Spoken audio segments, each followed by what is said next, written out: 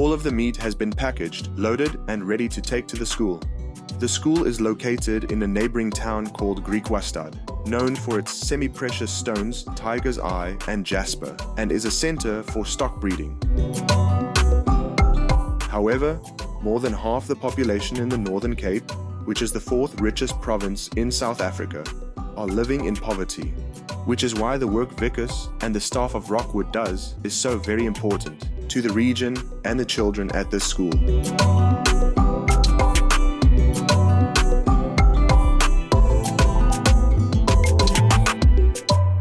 We've talked a lot about what we do in terms of, and what Rockwood does in terms of, saving rhinos and really conservation around the rhino, but it's so much more than that. And I think as a hunter, this is the kind of thing that we should be proud of and advocate and make sure non-hunters and everyone else understands and knows what goes on. This preschool right here is actually has meat year-round that's provided by the hunting that goes on at Rockwood. Yes, I love Jesus, deep down in my heart.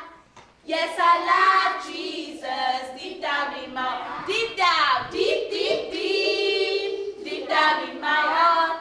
Deep, deep, deep, deep down in my heart. It's so moving to see how we're able to impact communities.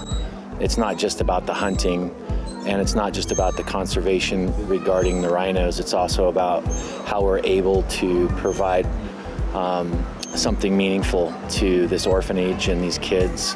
And it's not just the food that we brought in here. Also, there's other platforms where we're able to, those dollars that come out of these hunts basically allow this to happen and make an extremely positive impact on this local community, which, there's no other champions that are in this community.